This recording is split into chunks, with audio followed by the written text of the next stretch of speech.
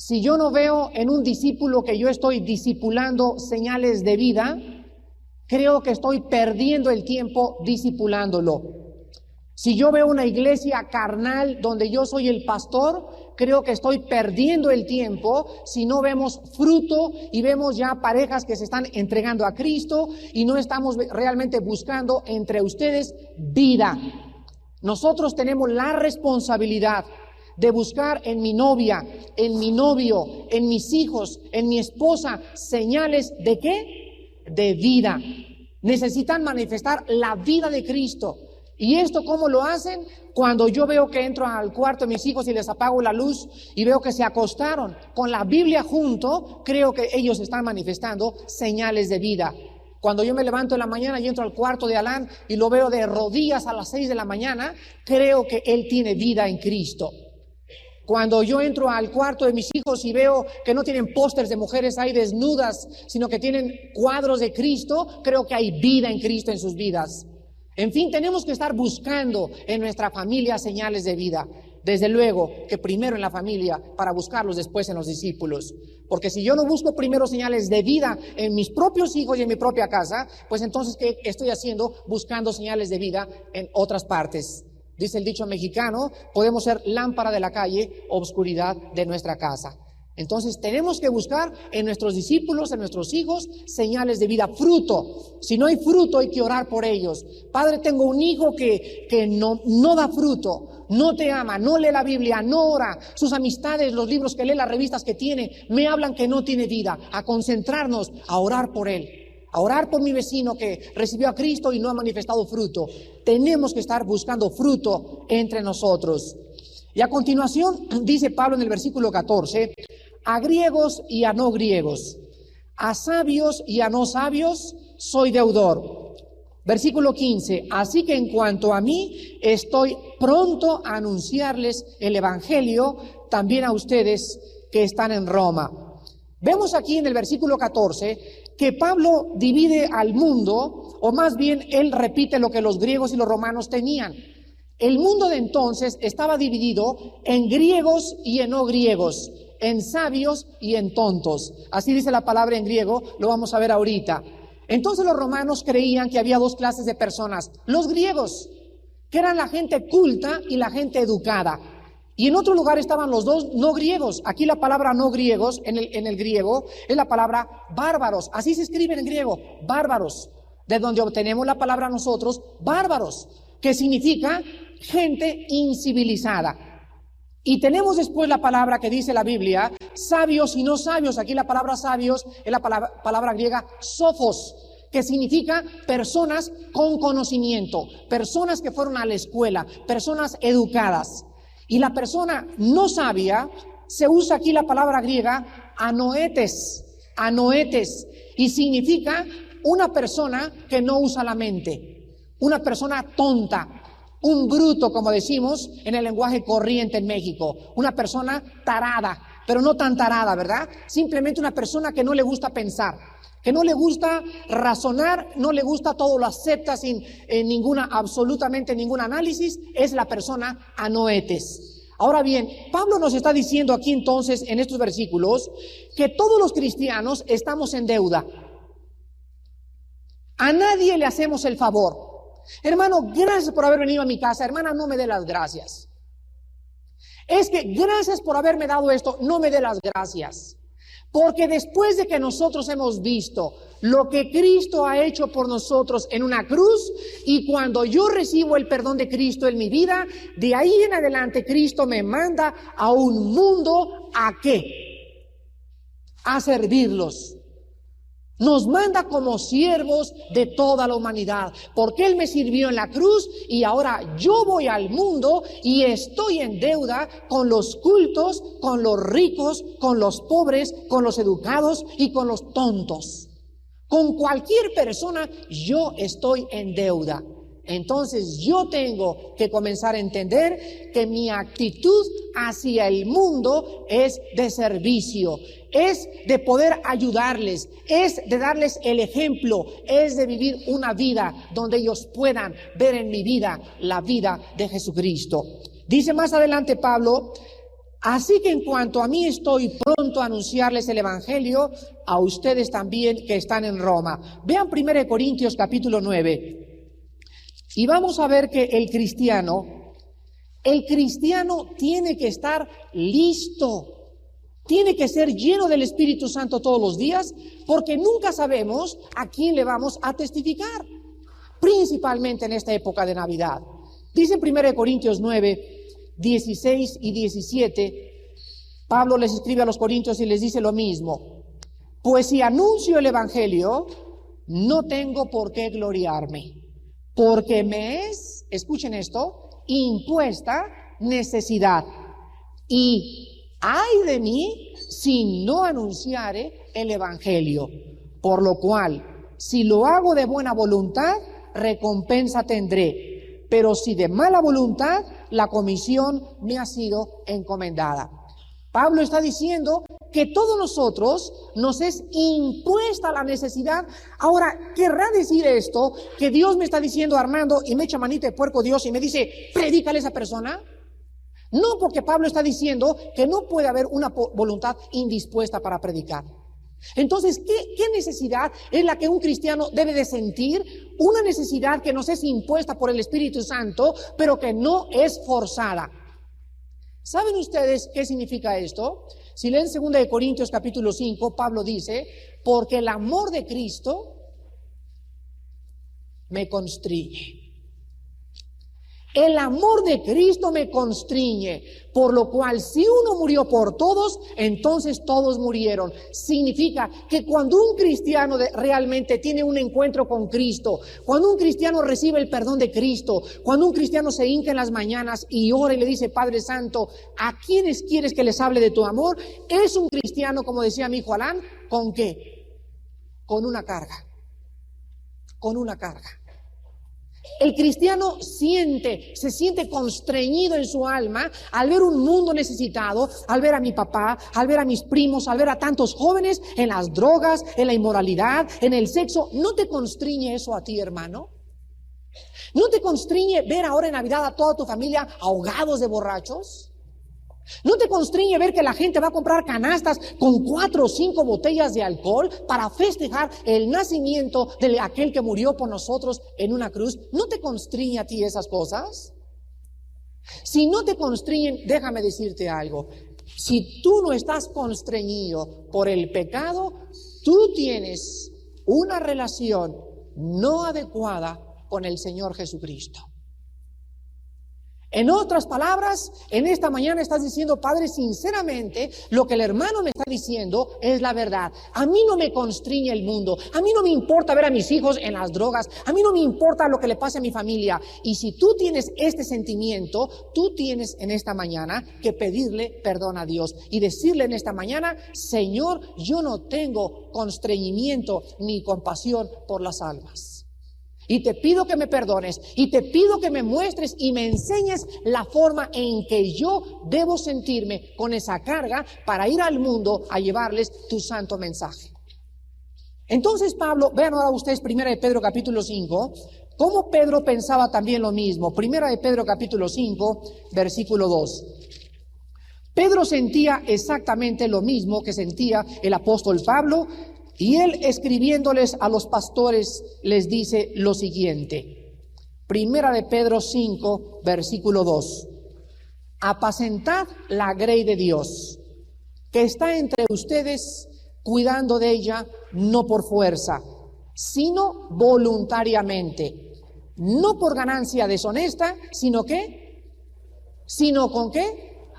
¿Qué significa esto? Que así tienes que estar siempre en tu corazón, listo que a un estudio bíblico. ¿Dónde? A ver, ¿dónde? Ánimo pronto.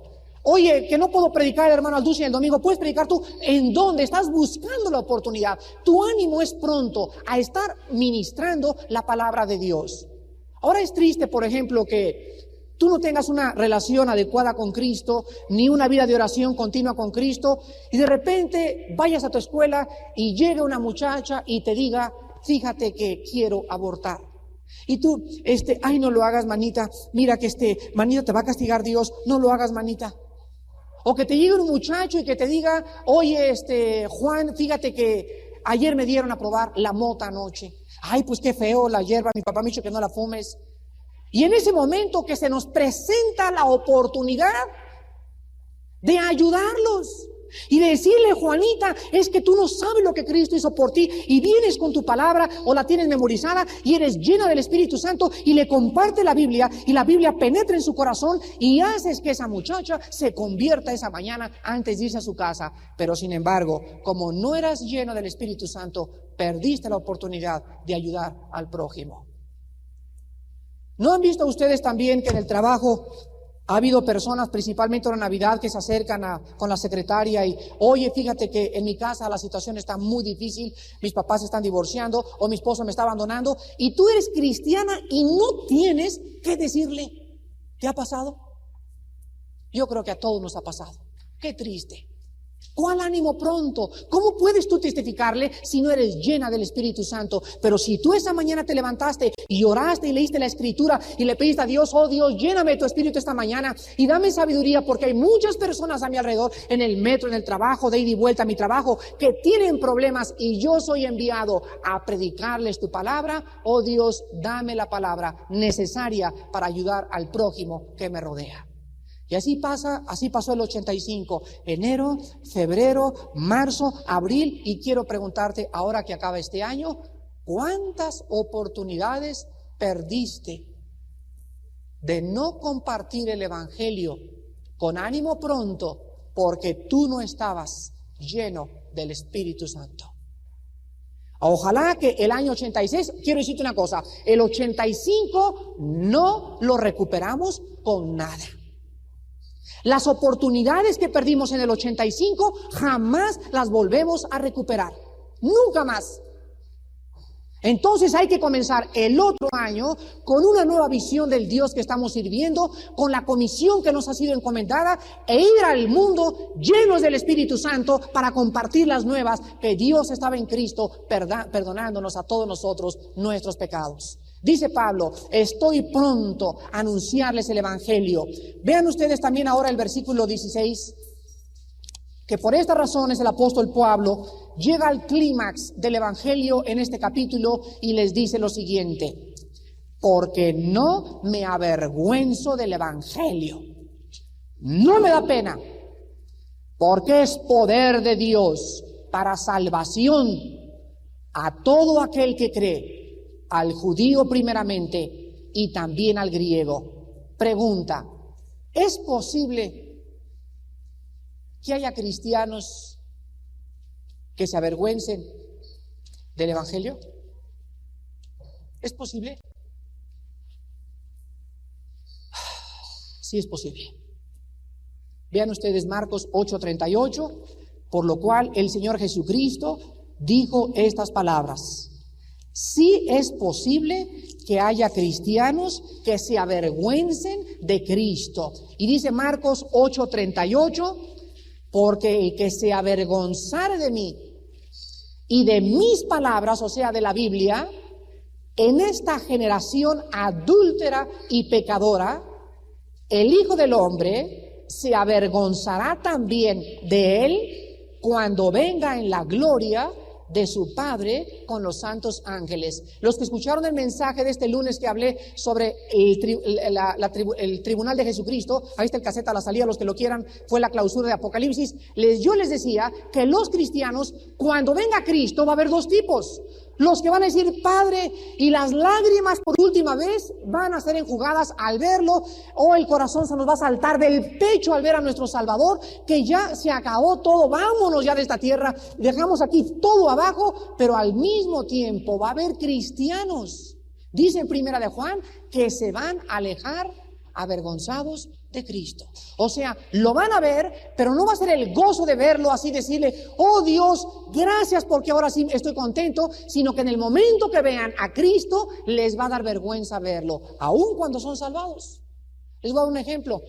Mi esposa se va 3 meses de México, y en esos 3 meses yo estoy esperándola con un ánimo desesperado de verla. ¿Cuántos de ustedes han esperado así a su esposo y a su esposa? Ahora que venían mis hijos, estaban mi esposo y yo, eran años los que, una semana se nos hizo un año. Y luego el último día es el más largo de todos. Ustedes también, ¿verdad, Lani Kim?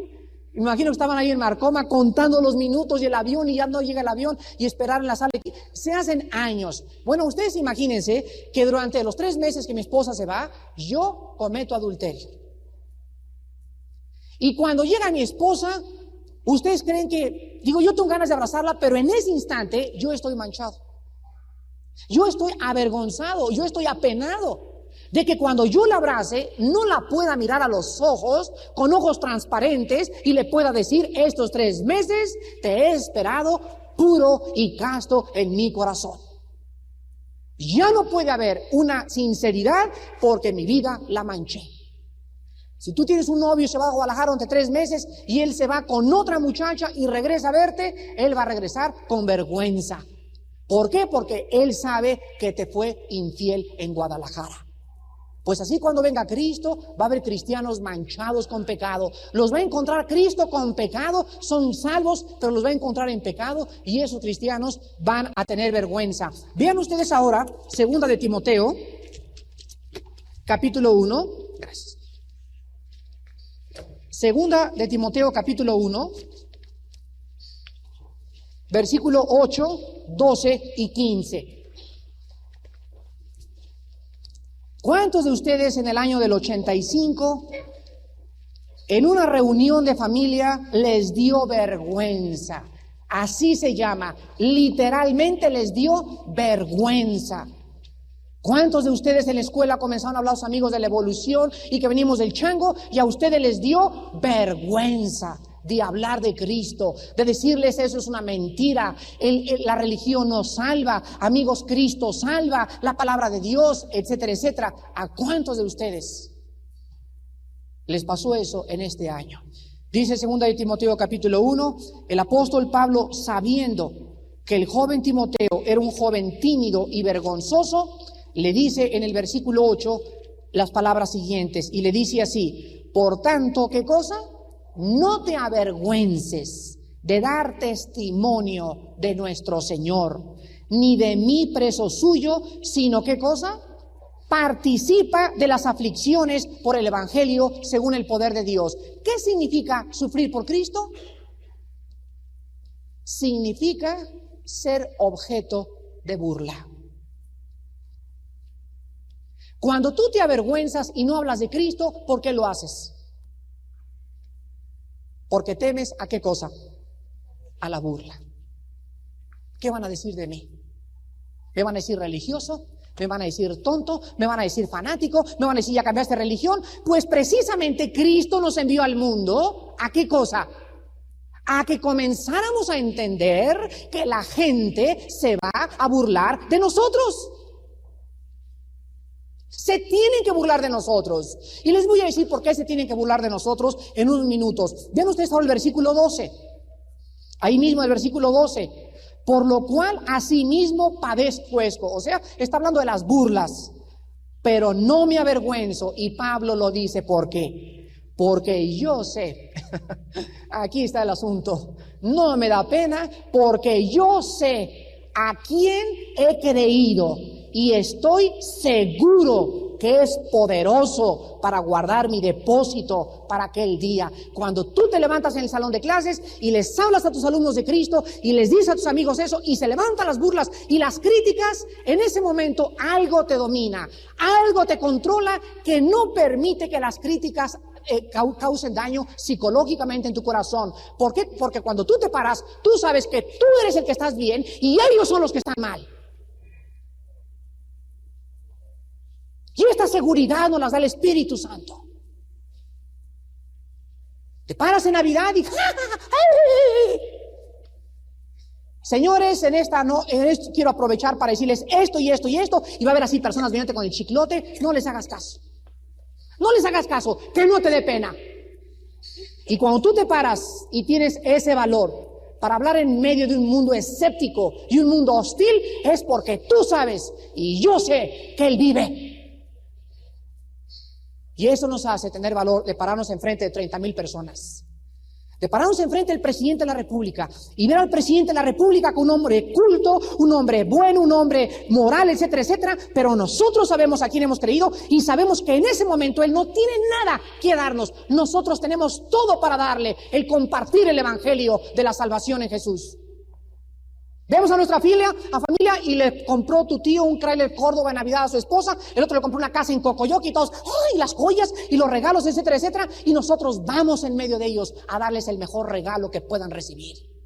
Y ahí están con sus risas huecas, con sus risas vanas, con sus regalos vanidosos, con su superficialidad, con su vida tan vacía que tienen, festejando aquellas cosas, burlándose de nosotros. Sin embargo, nosotros, como no poseyendo nada, más poseyéndolo todo. Hermanos, no se avergüencen de dar testimonio de Cristo. Porque el que tiene pena delante de Cristo, enfrente de la gente, ¿ustedes creen que él pueda realmente creer que Cristo vive? No, mi amigo. Si tú eres una persona que tienes pena, quiero decirte que yo tengo dudas que tú tengas al Espíritu del Señor. ¿Por qué? Porque Él no nos ha dado un espíritu de cobardía. Dice en Romanos 5, el Espíritu de Dios ha sido derramado en nuestros corazones. Dice Romanos 8, porque el Espíritu que nos ha sido dado no ha sido un espíritu ¿de qué?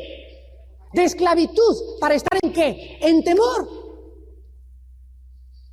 Ya no tengo por qué tener miedo a la gente. Ya sé que se van a burlar de mí. Ya sé que me van a perseguir. Pero yo sé a quién he creído.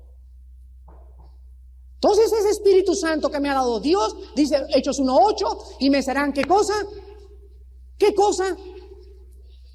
Testigos. ¿Cuándo? Cuando haya venido sobre vosotros el Espíritu Santo. ¿Para qué vino el Espíritu Santo a nuestras vidas? Para hacernos testigos, para darnos valor y mandarnos como ovejas en medio de lobos y decirle al mundo, Cristo vive.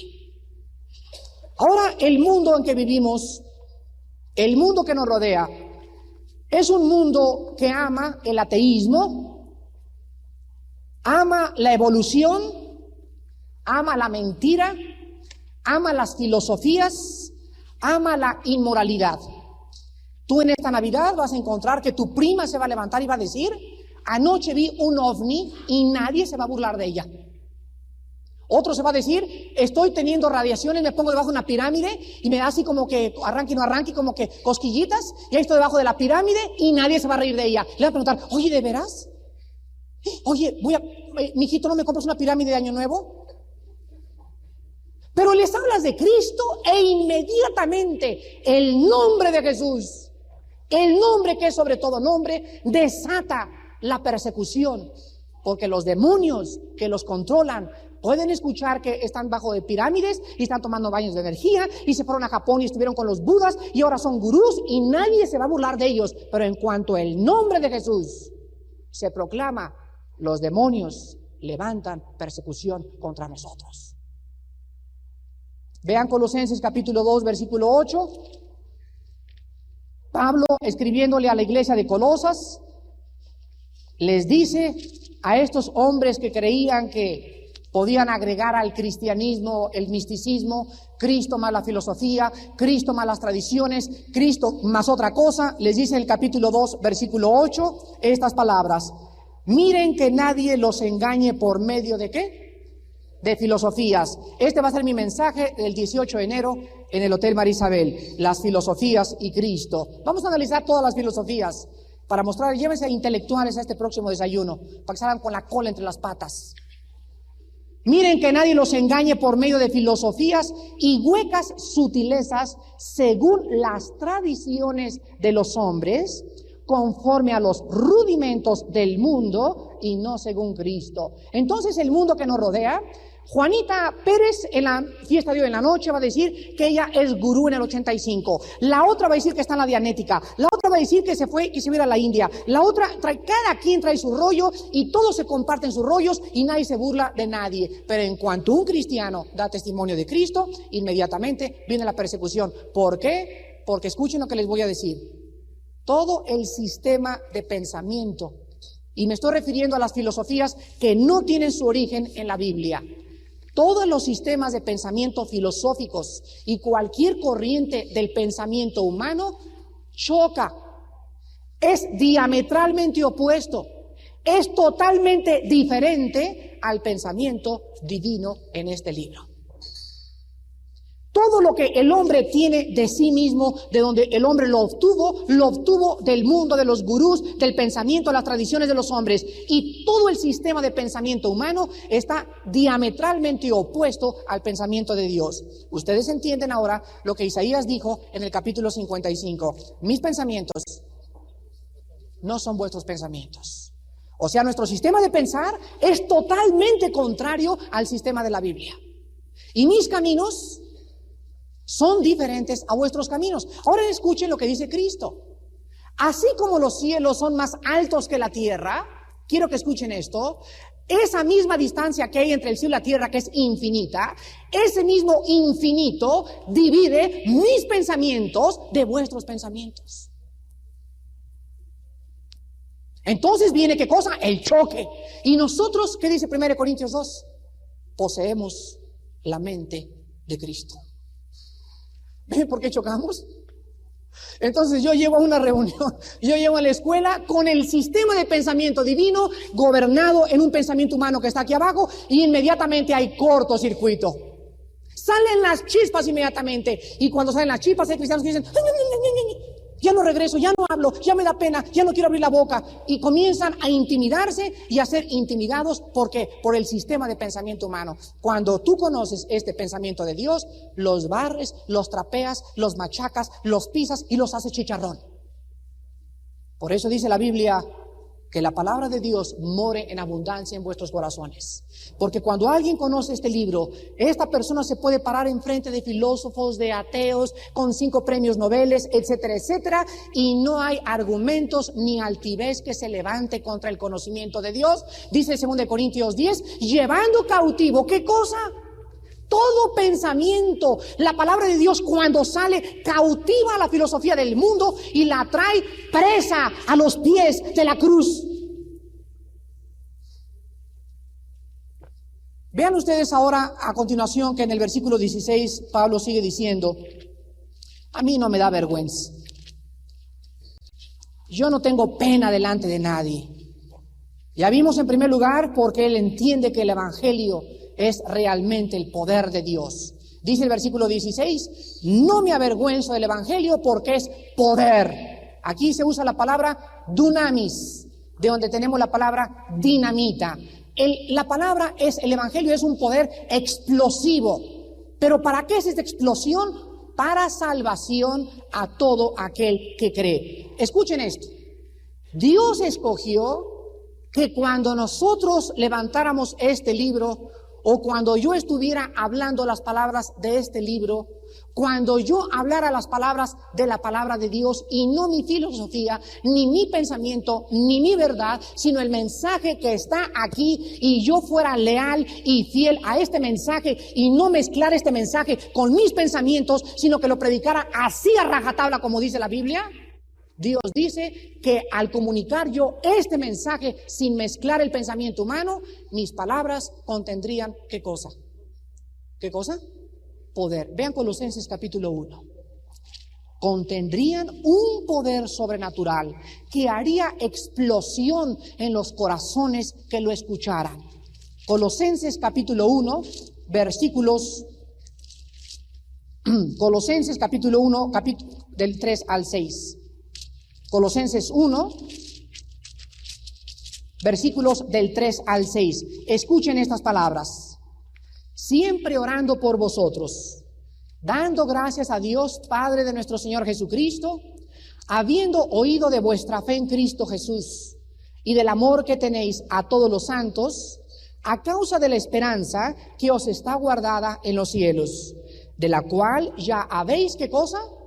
Ya habéis oído por la palabra verdadera del evangelio. Escuchen el versículo 6. Que ha llegado hasta vosotros, así como a todo el mundo, y lleva fruto, y crece también en vosotros desde el día que oísteis y conocisteis la gracia de Dios en verdad.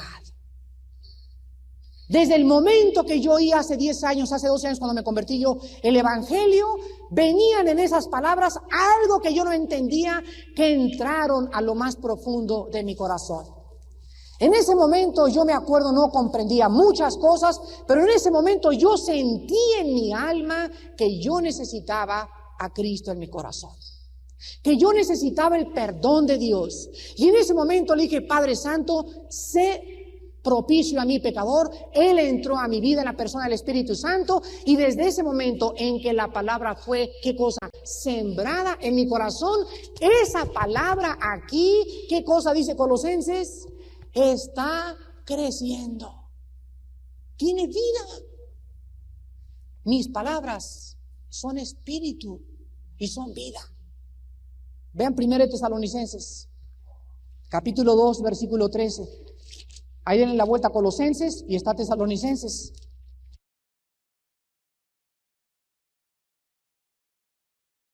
(2:13). Por lo cual también nosotros, sin cesar, damos gracias a Dios de que cuando recibisteis la palabra de Dios, que oísteis de nosotros, la recibisteis no como palabras de hombres, sino según es en verdad, escuchen, la palabra de Dios, la cual, ¿qué cosa?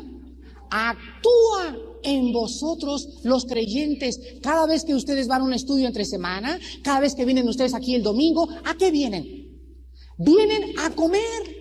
Vienen a comer porque hay algo dentro de ustedes y dentro de mí que ha nacido. Y ese nuevo ser que está dentro de mí, dentro de ti, necesita alimento. Y el alimento es la Biblia, la palabra de Dios. Entonces vienes el domingo y comes, y estás comiendo ahorita, y hay unos que tienen una hambre tremenda espiritual, y está entrando el alimento, y por dentro están creciendo como las plantas imperceptiblemente sin darse cuenta, pero en 3 o 4 años se paran y hablan, y la gente se queda callada porque no resisten el espíritu con el cual está hablando.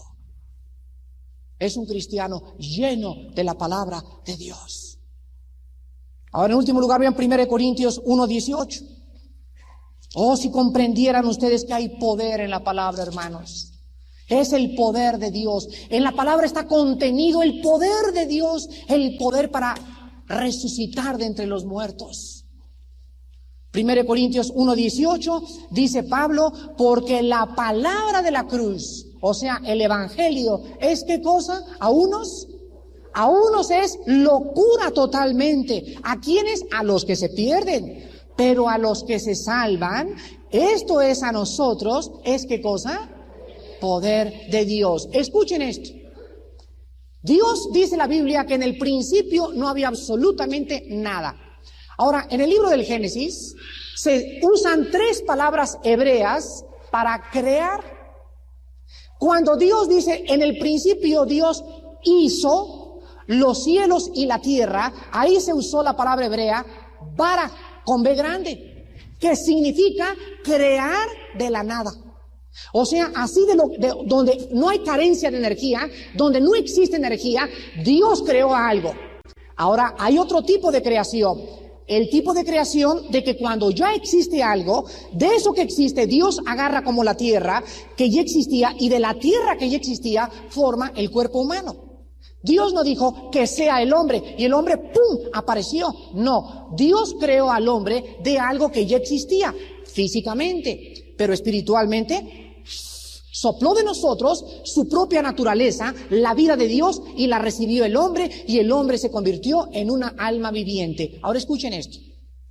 Cuando Dios creó, ¿qué usó? Su palabra. Dios dijo, así dijo, que sea el universo, y de la nada, ¡plum!, apareció. Sus palabras contenían las ondas que emitían las palabras de Dios, o las vibraciones contenían la vida. Y apareció la tierra, y apareció la luna, y apareció el sol. Dios dijo a la tierra: produzca la tierra animales y bestias, y la tierra recibió las palabras de Dios, y la tierra comenzó a producir, bajo la orden de la palabra de Dios, animales. Cristo se acercó a la tumba de Lázaro y le dijo a la gente: quiten la piedra. Y gritó: Lázaro, ven fuera.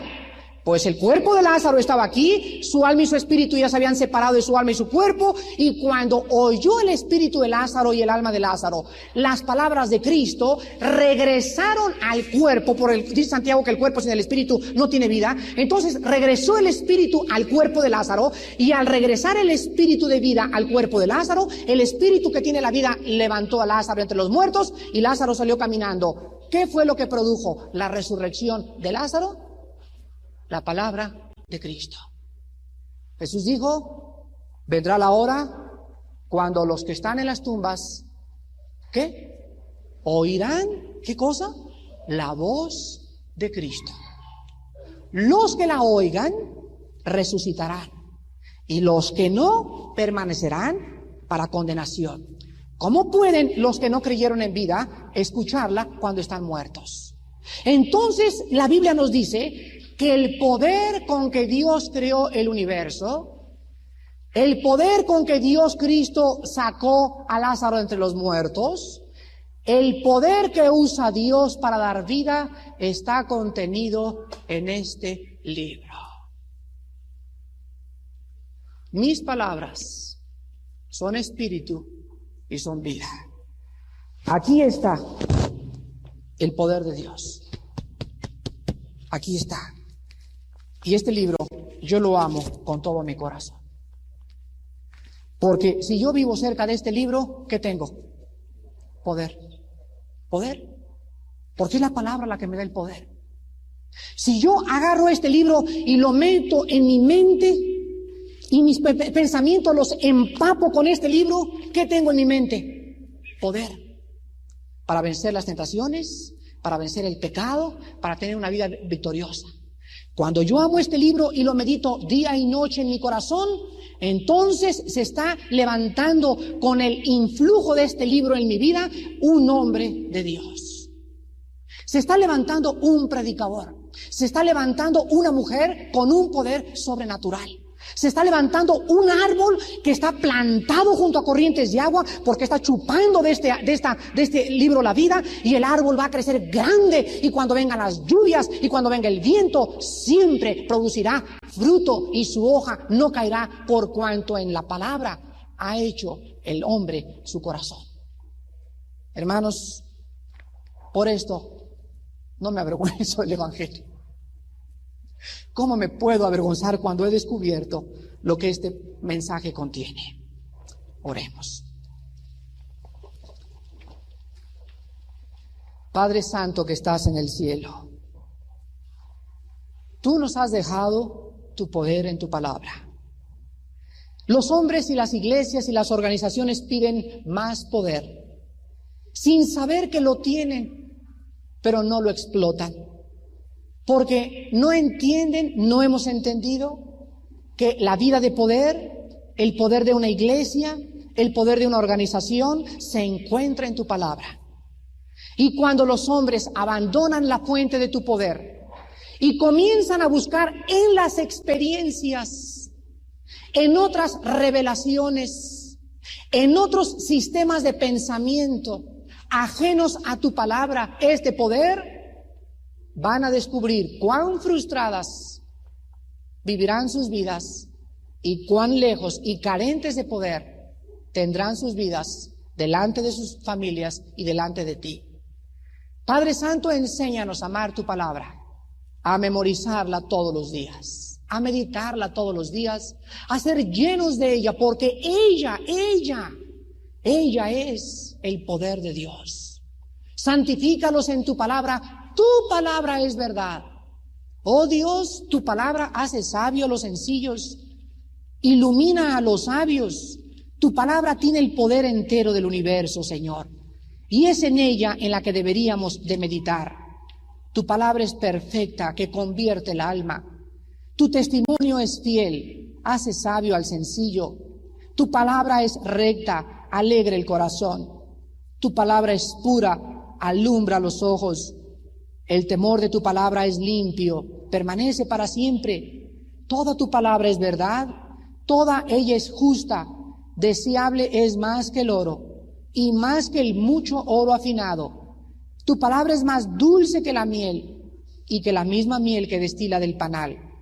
Nosotros somos además amonestados con tu palabra, y en guardar tu palabra hay grande galardón. Gracias por tu palabra, Señor. Haznos hombres de tu palabra, fieles a tu palabra, y que tu palabra more en abundancia en nuestras mentes el año que entra. Oh Dios, permite que esta iglesia sea una iglesia llena de tu palabra, y que podamos comprender que nuestro poder radicará en la medida que tu palabra habite en nuestros corazones. Padre, en esta mañana hay muchas personas también que no te conocen. Hay cristianos que creen que son cristianos. Hay personas que han hecho una profesión de fe, pero no hay fruto en sus vidas. No hay señales de vida. No aman tu palabra, no la leen, no la estudian, no la meditan, no la memorizan. Esto habla de un síntoma de muerte. Porque el que ha nacido de nuevo se enamora de tu palabra. Desea tu palabra como un niño desea la leche, y por ella crecemos para salvación. Estas personas en esta mañana, yo quisiera que antes de que acabara el año arreglaran sus cuentas con Dios. Si en tu vida no hay señales, no hay